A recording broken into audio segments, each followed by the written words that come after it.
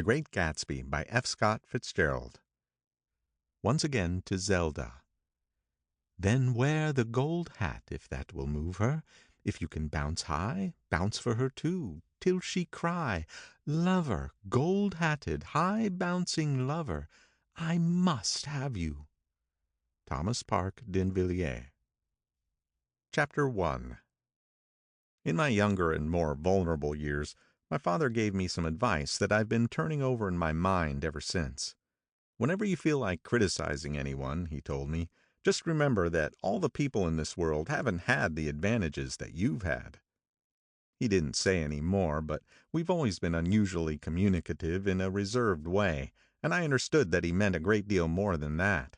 In consequence, I'm inclined to reserve all judgments, a habit that has opened up many curious natures to me and also made me the victim of not a few veteran bores. The abnormal mind is quick to detect and attach itself to this quality when it appears in a normal person, and so it came about that in college I was unjustly accused of being a politician because I was privy to the secret griefs of wild unknown men. Most of the confidences were unsought. Frequently I have feigned sleep, preoccupation, or a hostile levity when I realized by some unmistakable sign that a intimate revelation was quivering on the horizon. For the intimate revelations of young men, or at least the terms in which they express them, are usually plagiaristic and marred by obvious suppressions. Reserving judgments is a matter of infinite hope. I am still a little afraid of missing something if I forget that, as my father snobbishly suggested, and I snobbishly repeat, a sense of the fundamental decencies is parceled out unequally at birth. And after boasting this way of my tolerance, I come to the admission that it has a limit. Conduct may be founded on the hard rock or the wet marshes, but after a certain point, I don't care what it's founded on. When I came back from the East last autumn, I felt that I wanted the world to be in uniform and at a sort of moral attention forever. I wanted no more riotous excursions with privileged glimpses into the human heart. Only Gatsby, the man who gives his name to this book, was exempt from my reaction. Gatsby, who represented everything for which I have an unaffected scorn. If personality is an unbroken series of successful gestures, then there was something gorgeous about him, some heightened sensitivity to the promises of life, as if he were related to one of those intricate machines that register earthquakes 10,000 miles away. This responsiveness had nothing to do with that flabby impressionability which is dignified under the name of the creative temperament. It was an extraordinary gift for hope, a romantic readiness such as I have never found in any other person, and which it is not likely I shall ever find again. No, Gatsby turned out all right at the end. It is what preyed on Gatsby, what foul dust floated in the wake of his dreams that temporarily closed out my interest in the abortive sorrows and short-winded elations of men. My family have been prominent, well-to-do people in this Middle Western city for 3 generations. The Carraways are something of a clan, and we have a tradition that we're descended from the Dukes of Buccleuch. But the actual founder of my line was my grandfather's brother, who came here in '51, sent a substitute to the Civil War, and started the wholesale hardware business that my father carries on today. I never saw this great uncle, but I'm supposed to look like him, with special reference to the rather hard-boiled painting that hangs in father's office. I graduated from New Haven in 1915, just a quarter of a century after my father, and a little later I participated in that delayed Teutonic migration known as the Great War. I enjoyed the counter-raid so thoroughly that I came back restless. Instead of being the warm center of the world, the Middle West now seemed like a ragged edge of the universe. So I decided to go east and learn the bond business. Everybody I knew was in the bond business, so I supposed it could support one more single man. All my aunts and uncles talked it over as if they were choosing a prep school for me, and finally said, "Why, yes," with very grave, hesitant faces. Father agreed to finance me for a year, and after various delays I came east, permanently, I thought, in the spring of '22. The practical thing was to find rooms in the city, but it was a warm season and I had just left a country of wide lawns and friendly trees, so when a young man at the office suggested that we take a house together in a commuting town, it sounded like a great idea. He found the house, a weather-beaten cardboard bungalow at $80 a month, but at the last minute the firm ordered him to Washington, and I went out to the country alone. I had a dog, at least I had him for a few days until he ran away, and an old Dodge and a Finnish woman who made my bed and cooked breakfast and muttered Finnish wisdom to herself over the electric stove. It was lonely for a day or so, until one morning some man, more recently arrived than I, stopped me on the road. "How do you get to West Egg Village?" he asked helplessly. I told him, and as I walked on, I was lonely no longer. I was a guide, a pathfinder, an original settler. He had casually conferred on me the freedom of the neighborhood. And so, with the sunshine and the great bursts of leaves growing on the trees, just as things grow in fast movies, I had that familiar conviction that life was beginning over again with the summer. There was so much to read, for one thing, and so much fine health to be pulled down out of the young, breath-giving air. I bought a dozen volumes on banking and credit and investment securities, and they stood on my shelf in red and gold like new money from the mint, promising to unfold the shining secrets that only Midas and Morgan and Maecenas knew. And I had the high intention of reading many other books besides. I was rather literary in college. One year I wrote a series of very solemn and obvious editorials for the Yale News. And now I was going to bring back all such things into my life and become again that most limited of all specialists, the well-rounded man. This isn't just an epigram. Life is much more successfully looked at from a single window, after all.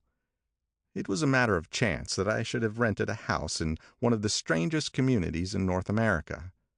It was on that slender, riotous island which extends itself due east of New York, and where there are, among other natural curiosities, two unusual formations of land.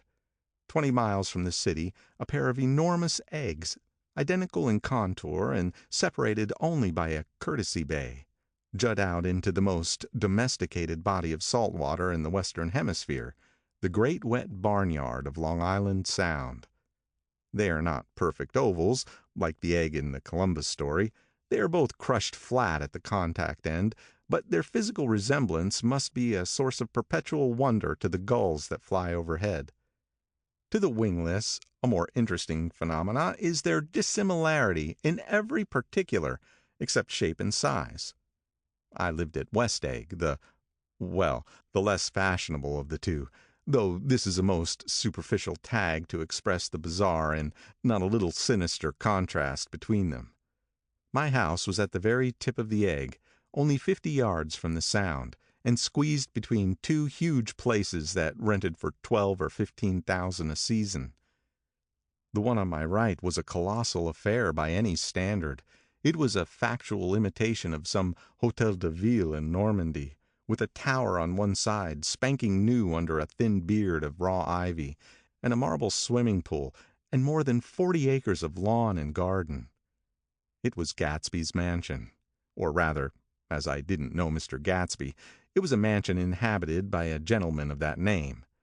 My own house was an eyesore, but it was a small eyesore, and it had been overlooked, so I had a view of the water, a partial view of my neighbor's lawn, and the consoling proximity of millionaires, all for $80 a month. Across the courtesy bay, the white palaces of fashionable East Egg glittered along the water, and the history of the summer really begins on the evening I drove over there to have dinner with the Tom Buchanans. Daisy was my second cousin, once removed, and I'd known Tom in college. And just after the war I spent 2 days with them in Chicago. Her husband, among various physical accomplishments, had been one of the most powerful ends that ever played football at New Haven. A national figure in a way, one of those men who reach such an acute limited excellence at 21 that everything afterward savors of anticlimax. His family were enormously wealthy. Even in college his freedom with money was a matter for reproach. But now he'd left Chicago and come east in a fashion that rather took your breath away. For instance, he'd brought down a string of polo ponies from Lake Forest. It was hard to realize that a man in my own generation was wealthy enough to do that. Why they came east, I don't know. They had spent a year in France for no particular reason, and then drifted here and there unrestfully wherever people played polo and were rich together. This was a permanent move, said Daisy over the telephone, but I didn't believe it. I had no sight into Daisy's heart, but I felt that Tom would drift on, forever seeking, a little wistfully, for that dramatic turbulence of some irrecoverable football game. And so it happened that on a warm, windy evening I drove over to East Egg to see two old friends whom I scarcely knew at all. Their house was even more elaborate than I expected, a cheerful red and white Georgian colonial mansion overlooking the bay. The lawn started at the beach and ran towards the front door for a quarter of a mile, jumping over sundials and brick walks and burning gardens. Finally, when it reached the house, drifting up the side in bright vines, as though from the momentum of its run. The front was broken by a line of French windows, glowing now with reflected gold and wide open to the warm windy afternoon, and Tom Buchanan in riding clothes was standing with his legs apart on the front porch. He had changed since his New Haven years. Now he was a sturdy, straw-haired man of 30, with a rather hard mouth and a supercilious manner. Two shining, arrogant eyes had established dominance over his face and gave him the appearance of always leaning aggressively forward. Not even the effeminate swank of his riding clothes could hide the enormous power of that body. He seemed to fill those glistening boots until he strained the top lacing, and you could see a great pack of muscle shifting when his shoulder moved under the thin coat. It was a body capable of enormous leverage, a cruel body. His speaking voice, a gruff, husky tenor, added to the impression of fractiousness he conveyed. There was a touch of paternal contempt in it, even toward people he liked, and there were men in New Haven who had hated his guts. "Now, don't think my opinion on these matters is final," he seemed to say, "just because I'm stronger and more of a man than you are." We were in the same senior society, and while we were never intimate, I always had the impression that he had approved of me and wanted me to like him with some harsh, defiant wistfulness of his own. We talked for a few minutes on the sunny porch. "I've got a nice place here," he said, his eyes flashing about restlessly. Turning me around by one arm, he moved a broad, flat hand along the front vista, including in its sweep a sunken Italian garden, a half-acre of deep, pungent roses, and a snub-nosed motor-boat that bumped the tide offshore. "It belonged to Demain, the oil man." He turned me around again, politely and abruptly. "We'll go inside." He walked through a high hallway into a bright rosy-colored space, fragilely bound into the house by French windows at either end. The windows were ajar and gleaming white against the fresh grass outside that seemed to grow a little way into the house.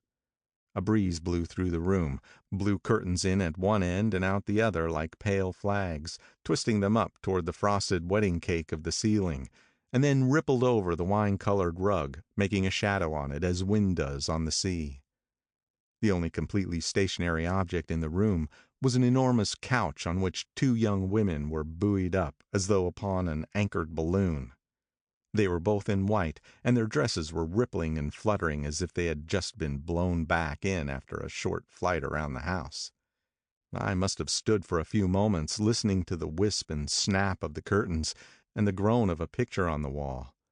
Then there was a boom as Tom Buchanan shut the rear windows, and the caught wind died out about the room, and the curtains and the rugs and the two young women ballooned slowly to the floor. The younger of the two was a stranger to me. She was extended full length at her end of the divan, completely motionless, and with her chin raised a little, as if she were balancing something on it which was quite likely to fall. If she saw me out of the corner of her eyes, she gave no hint of it. Indeed, I was almost surprised into murmuring an apology for having disturbed her by coming in. The other girl, Daisy, made an attempt to rise. She leaned slightly forward with a conscientious expression. Then she laughed, an absurd, charming little laugh, and I laughed too and came forward into the room. I'm paralyzed with happiness." She laughed again as if she said something very witty, and held my hand for a moment, looking up into my face, promising that there was no one in the world she so much wanted to see. That was a way she had. She hinted in a murmur that the surname of the balancing girl was Baker. I've heard it said that Daisy's murmur was only to make people lean toward her, an irrelevant criticism that made it no less charming. At any rate, Miss Baker's lips fluttered. She nodded at me almost imperceptibly, and then quickly tipped her head back again. The object she was balancing had obviously tottered a little, and given her something of a fright. Again a sort of apology arose to my lips. Almost an exhibition of complete self-sufficiency draws a stunned tribute from me. I looked back at my cousin, who began to ask me questions in her low, thrilling voice. It was the kind of voice that the ear follows up and down, as if each speech is an arrangement of notes that will never be played again. Her face was sad and lovely, with bright things in it, bright eyes and a bright, passionate mouth. But there was an excitement in her voice that men who had cared for her found difficult to forget. A singing compulsion, a whispered, "Listen," a promise that she had done gay, exciting things just a while since, and that there were gay, exciting things hovering in the next hour. I told her how I had stopped off in Chicago for a day on my way east, and how a dozen people had sent their love through me. "Do they miss me?" she cried ecstatically. "The whole town is desolate. All the cars have left rear wheel painted black as a mourning wreath, and there's a persistent wail all night along the North Shore." "How gorgeous! Let's go back, Tom, tomorrow." Then she added irrelevantly, "You ought to see the baby." "I'd like to." "She's asleep. She's 3 years old. Haven't you ever seen her?" "Never." "Well, you ought to see her. She's—" Tom Buchanan, who had been hovering restlessly about the room, stopped and rested his hand on my shoulder. "What are you doing, Nick?" "I'm a bond man." "Who with?" I told him. "Never heard of them," he remarked decisively. This annoyed me. "You will," I answered shortly. "You will if you stay in the East." "Oh, I stay in the East, don't you worry," he said, glancing at Daisy and then back at me, as if he were alert for something more. "I'd be a goddamn fool to live anywhere else." At this point Miss Baker said, "Absolutely," with such suddenness that I started. It was the first word she had uttered since I came into the room. Evidently it surprised her as much as it did me, for she yawned and, with a series of rapid, deft movements, stood up into the room. "I'm stiff," she complained. "I've been lying on that sofa for as long as I can remember." "Don't look at me," Daisy retorted. "I've been trying to get you to New York all afternoon." "No, thanks," said Miss Baker to the 4 cocktails just in front of the pantry. "I'm absolutely in training." Her host looked at her incredulously. "You are?" He took down his drink as if it were a drop in the bottom of a glass. "How you ever get anything done is beyond me." I looked at Miss Baker, wondering what it was she got done. I enjoyed looking at her. She was a slender, small-breasted girl with an erect carriage, which she accentuated by throwing her body backward at the shoulders like a young cadet. Her gray, sun-strained eyes looked back at me with polite reciprocal curiosity out of a wan, charming, discontented face. It occurred to me now that I had seen her, or a picture of her, somewhere before. "You live in the West Egg," she remarked contemptuously. "I know somebody there." "I don't know a single—" "You must know Gatsby." "Gatsby?" demanded Daisy. "What Gatsby?" Before I could reply that he was my neighbor, dinner was announced. Wedging his tense arm imperatively under mine, Tom Buchanan compelled me from the room as though he were moving a checker to another square. Slenderly, languidly, their hands set lightly on their hips, the 2 young women preceded us out onto the rosy-colored porch, open toward the sunset, where 4 candles flickered on the table in the diminished wind. "Why candles?" objected Daisy, frowning. She snapped them out with her fingers. "In 2 weeks it'll be the longest day in the year." She looked at us all radiantly. "Do you always watch for the longest day of the year and then miss it? I always watch for the longest day in the year and then miss it." "We ought to plan something," yawned Miss Baker, sitting down at the table as if she were getting into bed. "All right," said Daisy. "What'll we plan?" She turned to me helplessly. "What do people plan?" Before I could answer, her eyes fastened with an odd expression on her little finger. "Look," she complained. "I heard it." We all looked. The knuckle was black and blue. "You did it, Tom," she said accusingly. "I know you didn't mean to, but you did do it. That's what I get for marrying a brute of a man, a great big hulking physical specimen of a—" "I hate that word hulking," objected Tom crossly, "even in kidding." "Hulking," insisted Daisy. Sometimes she and Miss Baker talked at once, unobtrusively and with a bantering inconsequence that was never quite chatter, that was as cool as their white dresses and their impersonal eyes in the absence of all desire.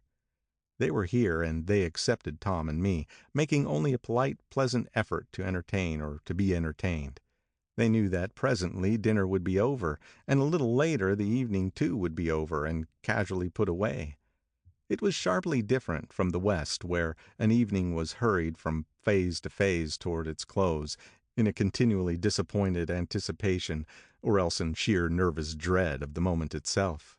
"You make me feel uncivilized, Daisy," I confessed on my second glass of corky but rather impressive claret. "Can you talk about crops or something?" I meant nothing in particular by this remark, but it was taken up in an unexpected way. "Civilization's going to pieces," broke out Tom violently. "I've gotten to be a terrible pessimist about things. Have you read The Rise of the Colored Empires by this man Goddard?" "Why, no," I answered, rather surprised by his tone. "Well, it's a fine book, and everybody ought to read it. The idea is, if we don't look out, the white race will be utterly submerged. It's all scientific stuff. It's been proved." "Tom's getting very profound," said Daisy with an expression of unthoughtful sadness. "He reads deep books with long words in them. What was that word we—" "Well, these books are all scientific," insisted Tom, glancing at her impatiently. "This fellow has worked out the whole thing. It's up to us, who are the dominant race, to watch out or these other races will have control of things." "We've got to beat them down," whispered Daisy, winking ferociously toward the fervent sun. "You ought to live in California," began Miss Baker, but Tom interrupted her by shifting heavily in his chair. "This idea is that we're Nordics. I am, and you are, and—" After an infinitesimal hesitation, he included Daisy with a slight nod, and she winked at me again. "And we've produced all the things that go to make civilization. Oh, science and art and all that. Do you see?" There was something pathetic in his concentration, as if his complacency, more acute than of old, was not enough to him any more. When almost immediately the telephone rang inside and the butler left the porch, Daisy seized upon the momentary interruption and leaned towards me. "I'll tell you a little family secret," she whispered enthusiastically. "It's about the butler's nose. Do you want to hear about the butler's nose?" "Well, that's why I came over tonight." "Well, he wasn't always a butler. He used to be the silver polisher for some people in New York that had a silver service for 200 people. He had to polish it from morning till night until finally it began to affect his nose." "Things went from bad to worse," suggested Miss Baker. "Yes, things went from bad to worse until finally he had to give up his position." For a moment the last sunshine fell with a romantic affection upon her glowing face. Her voice compelled me forward breathlessly as I listened. Then the glow faded, each light deserting her with a lingering regret, like children leaving a pleasant street at dusk. The butler came back and murmured something close to Tom's ear, whereupon Tom frowned, pushed back his chair, and without a word went inside. As if his absence quickened something within her, Daisy leaned forward again, her voice glowing and singing. "I love to see you at my table, Nick. You remind me of a rose, an absolute rose, doesn't he?" She turned to Miss Baker for confirmation. "An absolute rose?" This was untrue. I'm not even faintly like a rose. She was only extemporizing, but a stirring warmth flowed from her, as if her heart was trying to come out to you concealed in one of those breathless, thrilling words. Then suddenly she threw her napkin on the table and excused herself and went into the house. Miss Baker and I exchanged a short glance, consciously devoid of meaning. I was about to speak when she sat up alertly and said, "Shh," in a warning voice. A subdued, impassioned murmur was audible in the room beyond, and Miss Baker leaned forward, unashamed, trying to hear. The murmur trembled on the verge of coherence, sank down, mounted excitedly, and then ceased altogether. "This Mr. Gatsby you spoke of is my neighbor," I began. "Don't talk. I want to hear what happens." "Is something happening?" I inquired innocently. "You mean to say you don't know?" said Miss Baker, honestly surprised. "I thought everybody knew." "I don't." "Why," she said hesitantly, "Tom's got some woman in New York." "Got some woman?" I repeated blankly. Miss Baker nodded. "She might have the decency not to telephone him at dinner time, don't you think?" Almost before I had grasped her meaning, there was the flutter of a dress and the crunch of leather boots, and Tom and Daisy were back at the table. "It couldn't be helped," cried Daisy with tense gaiety. She sat down, glanced searchingly at Miss Baker and then at me, and continued. "I looked outdoors for a minute, and it's very romantic outdoors. There's a bird on the lawn that I think must be a nightingale come over on the Cunard or White Star line. He's singing away." Her voice sang. "It's romantic, isn't it, Tom?" "Very romantic," he said, and then miserably to me, "If it's light enough after dinner, I want to take you down to the stables." The telephone rang inside, startlingly, and as Daisy shook her head decisively at Tom, the subject of the stables, in fact all subjects, vanished into air. Among the broken fragments of the last 5 minutes at table, I remember the candles being lit again, pointlessly, and I was conscious of wanting to look squarely at everyone, and yet to avoid all eyes. I couldn't guess what Tom and Daisy were thinking, but I doubt if even Miss Baker, who seemed to have mastered a certain hearty skepticism, was able to utterly put this fifth guest's shrill metallic urgency out of mind. To a certain temperament, the situation might have seemed intriguing. My own instinct was to telephone immediately for the police. The horses, needless to say, were not mentioned again. Tom and Miss Baker, with several feet of twilight between them, strolled back into the library, as if to a vigil beside a perfectly tangible body, while trying to look pleasantly interested and a little deaf, I followed Daisy around a chain of connecting verandas to the porch in front. In its deep gloom we sat down side by side on a wicker settee. Daisy took her face in her hands as if feeling its lovely shape, and her eyes moved gradually out to the velvet dusk. I saw that turbulent emotions possessed her, so I asked what I thought would be some sedative questions about her little girl. "We don't know each other very well, Nick," she said suddenly. "Even if we are cousins, you didn't come to my wedding." "I wasn't back from the war." "That's true," she hesitated. "Well, I've had a very bad time, Nick, and I'm pretty cynical about everything." Evidently she had reason to be. I waited, but she didn't say any more, and after a moment I returned rather feebly to the subject of her daughter. "I suppose she talks and eats and everything." "Oh, yes." She looked at me absently. "Listen, Nick, let me tell you what I said when she was born. Would you like to hear?" "Very much." "It'll show you how I've gotten to feel about things. Well, she was less than an hour old, and Tom was God knows where. I woke up out of the ether with an utterly abandoned feeling, and asked the nurse right away if it was a boy or a girl. She told me it was a girl, and so I turned my head away and wept. 'All right,' I said. 'I'm glad it's a girl, and I hope she'll be a fool. That's the best thing a girl can be in this world, a beautiful little fool.' You see, I think everything's terrible anyhow," she went on in a convinced way. "Everybody thinks so, the most advanced people, and I know. I've been everywhere and seen everything and done everything." Her eyes flashed around her in a defiant way, rather like Tom's, and she laughed with thrilling scorn. "Sophisticated! God, I'm sophisticated!" The instant her voice broke off, ceasing to compel my attention, my belief, I felt the basic insincerity of what she had said. It made me uneasy, as though the whole evening had been a trick of some sort to exact a contributory emotion from me. I waited, and sure enough, in a moment she looked at me with an absolute smirk on her lovely face, as if she had asserted her membership in a rather distinguished secret society to which she and Tom belonged. Inside, the Crimson Room bloomed with light. Tom and Miss Baker sat at either end of the long couch, and she read aloud to him from the Saturday Evening Post, the words, murmurous and uninflected, running together in a soothing tune. The lamplight, bright on his boots and dull on the autumn leaf yellow of her hair, glinted along the paper as she turned the page with a flutter of slender muscles in her arms. When we came in, she held us silent for a moment with a lifted hand. "To be continued," she said, tossing the magazine on the table, "in our very next issue." Her body asserted itself with a restless movement of her knee, and she stood up. 10 o'clock, she remarked, apparently finding the time on the ceiling.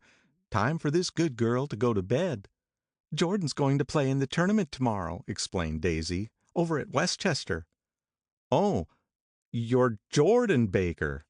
I knew now why her face was familiar. Its pleasing, contemptuous expression had looked out at me from many a rotogravure pictures of the sporting life at Asheville and Hot Springs and Palm Beach. I had heard some story of her, too, a critical, unpleasant story, but what it was I had forgotten long ago. "Good night," she said softly. "Wake me at 8, won't you?" "If you'll get up."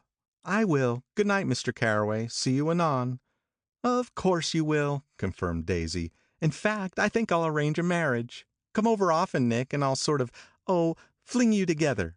You know, lock you up accidentally in linen closets and push you out to sea in a boat and all that sort of thing." "Good night," called Miss Baker from the stairs. "I haven't heard a word." "She's a nice girl," said Tom after a moment. "They oughtn't to let her run around the country this way." "Who oughtn't to?" inquired Daisy coldly. "Her family."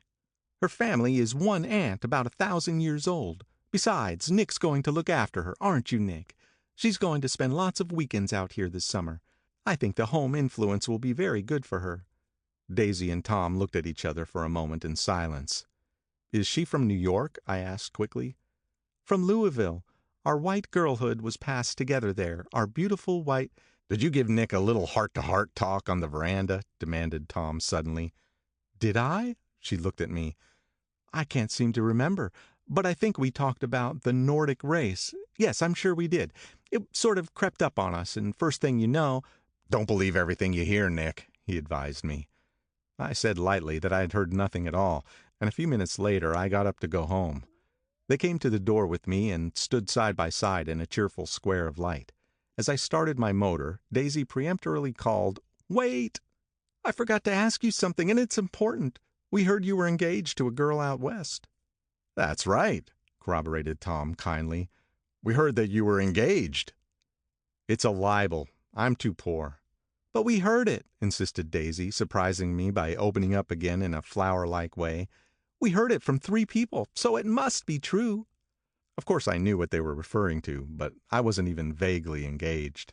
The fact that gossip had published the banns was one of the reasons I had come east. You can't stop going with an old friend on account of rumors. And on the other hand, I had no intention of being rumored into marriage. Their interest rather touched me and made them less remotely rich. Nevertheless, I was confused and a little disgusted as I drove away. It seemed to me that the thing for Daisy to do was to rush out of the house, child in arms, but apparently there were no such intentions in her head. As for Tom, the fact that he had some woman in New York was really less surprising than that he had been depressed by a book. Something was making him nibble at the edge of stale ideas, as if his sturdy physical egotism no longer nourished his peremptory heart. Already it was deep summer on roadhouse roofs and in front of wayside garages, where new red petrol pumps sat out in pools of light, and when I reached my estate at West Egg, I ran the car under its shed and sat for a while on an abandoned grass roller in the yard. The wind had blown off, leaving a loud, bright night, with wings beating in the trees and a persistent organ sound as the full bellows of the earth blew the frogs full of life.